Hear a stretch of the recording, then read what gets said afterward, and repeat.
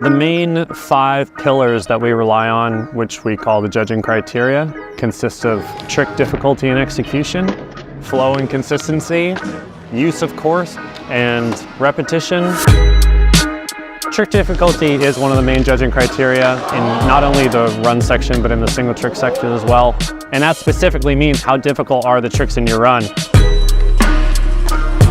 That's doing tricks that maybe we've never seen before in a run or a contest. Normally the judges love seeing that. Wow! What a way to end it there for Sora. If the trick difficulty is there, that normally always equates to a higher score. Quality of execution specifically pertains to how well you landed your trick.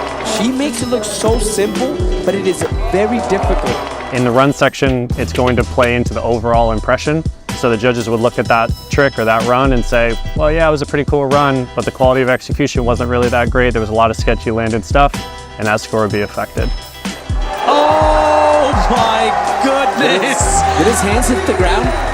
I'm not sure if they did. Is that going to affect it that much? When we get to the single trick section, this judging criteria comes into play a lot and can drastically affect the score.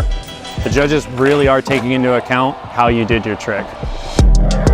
Flow and consistency mainly pertains to the run section. We look at how well you string your tricks together. The special bar's up, Chris. How many tricks are you fitting into your run? How clean are they?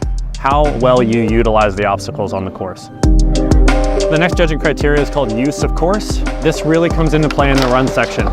If you can find a route through that course that's different from everybody else, that's going to set you apart from the rest of the pack. Taking the 50-50 up the pubber certainly is something no one else is doing out there. That means hitting every single obstacle.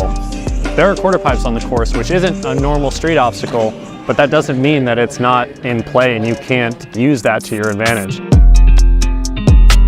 One of the most important judging criteria is repetition. Why? Because we want to see people use a variety of tricks. The runs that use different variations of tricks feel more dynamic, and the judges appreciate that. When we go into the single trick section, the repetition rule comes into play massively because we are looking at the counted run to see if you've already done that trick. There's another scenario regarding the repetition rule, and that's when a skater does the same trick that they did on their run on the same exact obstacle.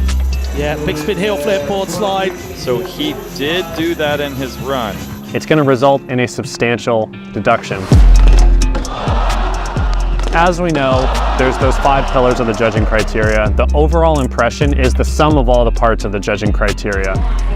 First, we look at how much was fulfilled, and then that leads us to what the overall impression is. And then we decide what score we're going to give that performance and rank it appropriately. If you can string together a run that has technically difficult highlights throughout, and you use the course well, you have a creative line, you landed everything solid, this is the winning recipe.